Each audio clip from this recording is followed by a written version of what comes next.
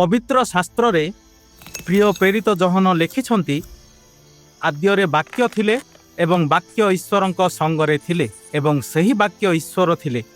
से आद्यरे ईश्वरंक सहित थिले। ताहांक द्वारा समस्त सृष्टि हैला।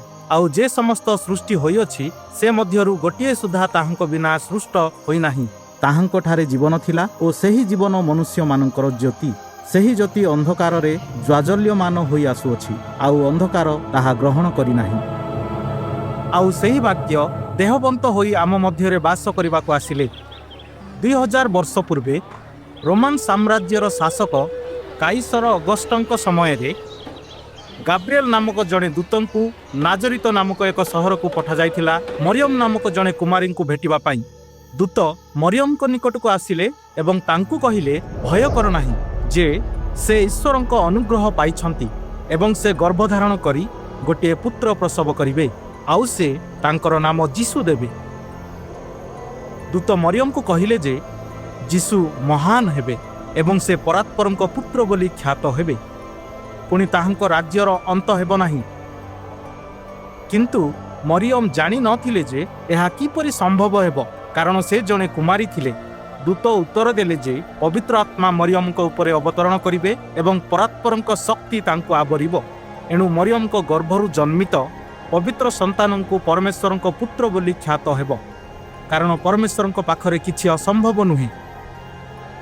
आउ मरियम स्वीकार कले जे से प्रभुंक दासी थिले एवं एहा दूत गाब्रिएल जहा कहिछंती सही अनुसारे करा जिबा उचित।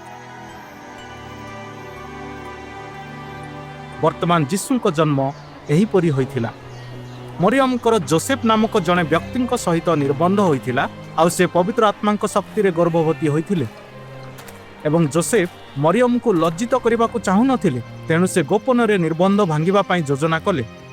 किंतु प्रभुंक जणे दूत स्वप्न रे जोसेफंकु दर्शन देले एवं तांकु कहिले जे से मरियम को तांको भार्या रूपे ग्रहण करिबाकू भय करंतु नाही एवं तांको गर्भरे थिबा संतानटी पवित्र आत्मांक ठारू होई अछि।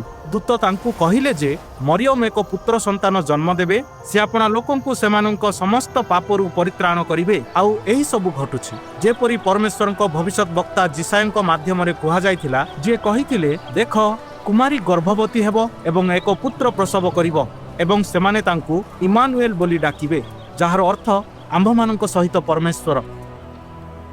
जोसेफ निद्रारु उठिबा परे प्रभुंक दूत तांकु जहा कहिथिले ताहा कले एवं मरियम को तांको भार्या रूपे ग्रहण कले। किंतु से गर्भवती थिबा समय रे तांको सहित शयन कले नाही। वर्तमान सही समय रे समस्त लोकंकु कर देबा पई पंजीकरण करिबा पई काइसर अगस्टंक ठारू एक आदेश जारी करा जायथिला। तेणु जोसेफ नाजरित नगर छाड़ी जिहुदा प्रदेश को यात्रा कले। दाऊदंक नगर को बेथलेहेम कहा जाए। मरियम को सहित पंजीकृत हेबा पई एवं सेमाने बेथलेहेम रे थिबा समय रे मरियम को प्रसव काल उपस्थित हैला। से एक पुत्र संतान जन्म देले एवं तांकु लुगारे गुड़ाई देले एवं तांकु एक गुहाल कुंड रे रखिले कारण पांथशाला रे सेमानक पई स्थान नथिला। सही समय रे मेषपालक माने खेतरे राति बिताउथिले। सेमानक मेष मानकु जगी रहुथिले। प्रभुंक जणे दूत सेमानक निकट रे उपस्थित हेले। पुणी प्रभुंकर गौरवर ज्योति सेमानक चतुर्दिगरे प्रकाशित हैला। मेषपालक माने बहुत भयभीत होई गले। किंतु दूत सेमानकु कहिले भय कर नाही कारण से समस्त लोकंक पई अत्यंत आनंदजनक सुसमाचार आनिथिले। से सेमानकु कहिले जे सही दिन दाऊद नगर रे जणे त्राणकर्ता जन्म ग्रहण करिथिले से ख्रीष्ट प्रभु। एवं दूत सेमानकु कहिले जे सेमाने शिशु को लुगारे गुड़ाई होई एक गुहाल कुंडरे सोईथिबार पाइबे। एवं हठात दूतंक सहित स्वर्गरु दूत मानकर एक महान सैन्य बाहिनी उपस्थित हेले। सेमाने समस्ते परमेश्वरंक स्तवगान करुथिले। ऊर्ध्व लोकरे ईश्वरंक महिमा पुणी पृथ्वी रे ताहांक संतोष पात्र मनुष्य मानक मध्यरे शांति। दूत माने सेमानक ठारू स्वर्ग को प्रस्थान कला परे मेषपालक माने शीघ्र बेथलेहेम को गले प्रभु सेमानक जहा जणाइथिले ताहा देखिबा पई। जेतेबेले सेमाने बेथलेहेम रे पहुंचिले सेमाने मरियम जोसेफ एवं सही शिशु को पाइले ଯିଏ ଏକ ଗୁହାଳ କୁଣ୍ଡରେ ଶୋଇଥିଲେ। ଆଉ ଯେତେବେଳେ ସେମାନେ ଶିଶୁଟିକୁ ଦେଖିଲେ, ସେମାନେ ଏହି ଶିଶୁ ବିଷୟରେ ଦୂତ ସେମାନଙ୍କୁ ଯାହା କହିଥିଲେ ତାହା ପୁନରାବୃତ୍ତି କଲେ ଏବଂ ଯେଉଁମାନେ ଏହା ଶୁଣିଲେ ସେମାନେ ମେଷପାଳକମାନଙ୍କ କଥାରେ ଚମତ୍କୃତ ହେଲେ। କିନ୍ତୁ ମରିୟମ ଏସବୁ କଥା ହୃଦୟରେ ରଖି ଆନ୍ଦୋଳନ କରିବାକୁ ଲାଗିଲେ ଏବଂ ମେଷପାଳକମାନେ ଫେରିଯାଇ ସେମାନେ ଯାହା ଶୁଣିଲେ ଏବଂ ଦେଖିଲେ ସେ ସବୁ ପାଇଁ ଈଶ୍ୱରଙ୍କୁ ପ୍ରଶଂସା କଲେ। ଠିକ୍ ସେହିପରି ଦେଖିଲେ ଯେପରି ଦୂତ ସେମାନଙ୍କୁ କହିଥିଲେ। 8 ଦିନ ପରେ ଶିଶୁଟିର ସୁନ୍ନତ କରାଗଲା ଏବଂ ତାଙ୍କର ନାମ ଯୀଶୁ ରଖାଗଲା, ଯେଉଁ ନାମ ଗାବ୍ରିଏଲ ଦୂତଙ୍କ ଦ୍ୱାରା ତାଙ୍କ ଗର୍ଭଧାରଣ ପୂର୍ବରୁ ଦିଆଯାଇଥିଲା। ତାପରେ ମରିୟମ ଏବଂ ଯୋସେଫ ଯୀଶୁଙ୍କୁ ସଦାପ୍ରଭୁଙ୍କ ସମ୍ମୁଖରେ ଉତ୍ସର୍ଗ କରିବା ଏବଂ ମୋଶାଙ୍କ ବ୍ୟବସ୍ଥା ଅନୁସାରେ ବଳିଦାନ ଦେବା ପାଇଁ ଆଣିଲେ। ସେହି ସମୟରେ ଜେରୁସାଲେମରେ ଜଣେ ଧାର୍ମିକ ବ୍ୟକ୍ତି ଥିଲେ ଯାହାଙ୍କ ନାମ ସିମିଓନ ଥିଲା। ପବିତ୍ର ଆତ୍ମାଙ୍କ ଦ୍ୱାରା ସିମିଓନଙ୍କୁ ଏହା ପ୍ରକାଶ କରାଯାଇଥିଲା ସେ ମୃତ୍ୟୁ ପୂର୍ବରୁ ମସିହଙ୍କୁ ଦେଖିବେ। ଆଉ ଆତ୍ମାଙ୍କ ଦ୍ୱାରା ପରିଚାଳିତ ହୋଇ ସିମିଓନ ମନ୍ଦିରକୁ ଗଲେ। ଯେତେବେଳେ ମରିୟମ ଓ ଯୋସେଫ ଯୀଶୁଙ୍କୁ ଭିତରକୁ ଆଣିଲେ, ତାପରେ ସିମିଓନ ଯୀଶୁଙ୍କୁ ନିଜ କୋଳରେ ଘେନି ପରମେଶ୍ୱରଙ୍କୁ ଧନ୍ୟବାଦ ଦେଲେ ଏବଂ କହିଲେ ଯେ ସେ ଏବେ ଶାନ୍ତିରେ ମୃତ୍ୟୁବରଣ କରିପାରିବେ, କାରଣ ସେ ନିଜ ନେତ୍ରରେ ପରମେଶ୍ୱରଙ୍କ ପରିତ୍ରାଣ ଦେଖିଥିଲେ। ଆଉ ସିମିଓନ ପରମେଶ୍ୱରଙ୍କ ପ୍ରଶଂସା କଲେ ଯେ ସେ ସେହି ଜ୍ୟୋତିକୁ ଦେଖିଥିଲେ ଯାହା ବିଜାତିମାନଙ୍କ ପାଇଁ ପ୍ରକାଶନ ଆଣିବ ଏବଂ ଇସ୍ରାଏଲର ଲୋକମାନଙ୍କ ପାଇଁ ଗୌରବ ସ୍ୱରୂପ ହେବ। ମନ୍ଦିରରେ ହାନ୍ନା ନାମକ ଜଣେ ଭବିଷ୍ୟତ ବକ୍ତ୍ରୀ ମଧ୍ୟ ଥିଲେ, ଯିଏକି ବହୁତ ବୟସ୍କା ଥିଲେ ଏବଂ ସେହି ମୁହୂର୍ତ୍ତରେ ସେ ମରିୟମ ଏବଂ ଯୋସେଫଙ୍କ ପାଖକୁ ଆସିଲେ, ପରମେଶ୍ୱରଙ୍କୁ ଧନ୍ୟବାଦ ଦେଲେ ଏବଂ ଜେରୁସାଲେମର ମୁକ୍ତି ପାଇଁ ଅପେକ୍ଷା କରିଥିବା ସମସ୍ତଙ୍କୁ ଯୀଶୁଙ୍କ ବିଷୟରେ କହିବାକୁ ଲାଗିଲେ। କିଛି ସମୟ ବିତିଗଲା ପରେ ପୂର୍ବ ଦିଗରୁ ପଣ୍ଡିତମାନେ ଜେରୁସାଲେମକୁ ଆସିଲେ ଏବଂ ଯିହୁଦୀମାନଙ୍କର ନବଜାତ ରାଜା କେଉଁଠି ଅଛନ୍ତି ତାହା ପଚାରିବାକୁ ଲାଗିଲେ, କାରଣ ସେମାନେ ପୂର୍ବ ଦିଗରେ ତାଙ୍କ ତାରା ଦେଖିଥିଲେ ଏବଂ ତାଙ୍କୁ ଉପାସନା କରିବାକୁ ଆସିଥିଲେ। ଯିହୁଦାର ଶାସକ ରାଜା ହେରୋଦ ଯେବେ ଏହା ଶୁଣିଲେ, ସେ ଏବଂ ସମସ୍ତ ଜେରୁସାଲେମବାସୀ ବିଚଳିତ ହୋଇଗଲେ। ତେଣୁ ହେରୋଦ ମୁଖ୍ୟ ଯାଜକ ଏବଂ ଶାସ୍ତ୍ରୀମାନଙ୍କୁ ଏକତ୍ରିତ କରାଇ ସେମାନଙ୍କୁ ପଚାରିଲେ ଯେ ମସିହ କେଉଁଠାରେ ଜନ୍ମଗ୍ରହଣ କରିବେ। ଆଉ ସେମାନେ ରାଜାଙ୍କୁ ଉତ୍ତର ଦେଲେ, ଏହି ଭବିଷ୍ୟତ ବକ୍ତାମାନଙ୍କ ଦ୍ୱାରା ଲେଖାଯାଇଛି ଯେ ଯିହୁଦା ଦେଶର ବେଥଲିହିମରେ ଜଣେ ଶାସକ ଆସିବେ ଯିଏ ଇସ୍ରାଏଲକୁ ପ୍ରତିପାଳନ କରିବେ।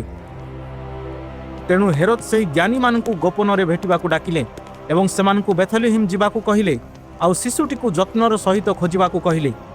ପୁଣି ଯେତେବେଳେ ସେମାନେ ତାଙ୍କୁ ପାଇଲେ, ସେମାନେ ହେରୋଦଙ୍କୁ ଜଣାଇବାକୁ କୁହାଗଲା, ଯାହାଫଳରେ ସେ ମଧ୍ୟ ଶିଶୁଟିକୁ ପୂଜା କରିବେ। ତଥାପି ତାଙ୍କର ଉଦ୍ଦେଶ୍ୟ ଥିଲା ନବଜାତ ରାଜାଙ୍କୁ ହତ୍ୟା କରିବା। ହେରୋଦଙ୍କ କଥା ଶୁଣିବା ପରେ ଜ୍ଞାନୀମାନେ ସେମାନଙ୍କ ବାଟରେ ଚାଲିଗଲେ ଏବଂ ପୂର୍ବ ଦିଗରେ ସେମାନେ ଯେଉଁ ତାରା ଦେଖିଥିଲେ ତାହା ସେମାନଙ୍କ ଆଗରେ ଗମନ କଲା। ଯେ ପର୍ଯ୍ୟନ୍ତ ଏହା ଯୀଶୁ ଥିବା ସ୍ଥାନରେ ସ୍ଥଗିତ ହୋଇ ରହିଲା, ସେମାନେ ତାରା ଦେଖି ମହା ଆନନ୍ଦରେ ଅତିଶୟ ଆନନ୍ଦିତ ହେଲେ। ସେମାନେ ଘର ଭିତରକୁ ଆସି ଶିଶୁଙ୍କୁ ତାଙ୍କ ମାତା ମରିୟମଙ୍କ ସଙ୍ଗରେ ଦେଖିଲେ। ତାପରେ ସେମାନେ ତାଙ୍କୁ ଭୂମିଷ୍ଠ ପ୍ରଣାମ କଲେ ଏବଂ କାହାଙ୍କୁ ସୁନା, କୁନ୍ଦୁରୁ ଏବଂ ଗନ୍ଧରସ ଭେଟି ଦେଲେ।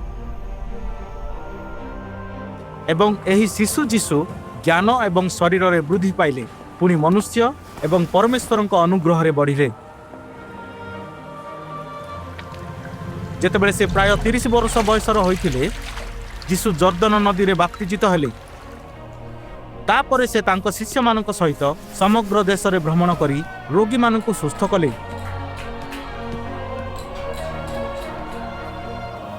ଜନସାଧାରଣଙ୍କୁ ଖାଦ୍ୟ ଦେଲେ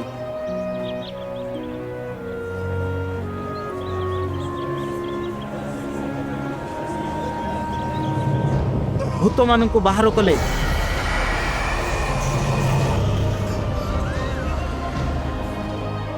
ଏବଂ ମୃତମାନଙ୍କୁ ମଧ୍ୟ ଉଠାଇଲେ।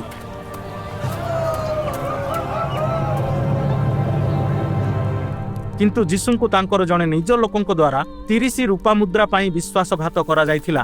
ତାଙ୍କୁ ଗିରଫ କରାଗଲା, ମାଡ଼ ମରାଗଲା ଏବଂ ମୃତ୍ୟୁଦଣ୍ଡ ଦିଆଗଲା। ରୋମାନ ରାଜ୍ୟପାଳ ପନ୍ତିୟସ ପିଲାତଙ୍କ ଅଧୀନରେ କ୍ରୁଶବିଦ୍ଧ କରାଯିବା ଦ୍ୱାରା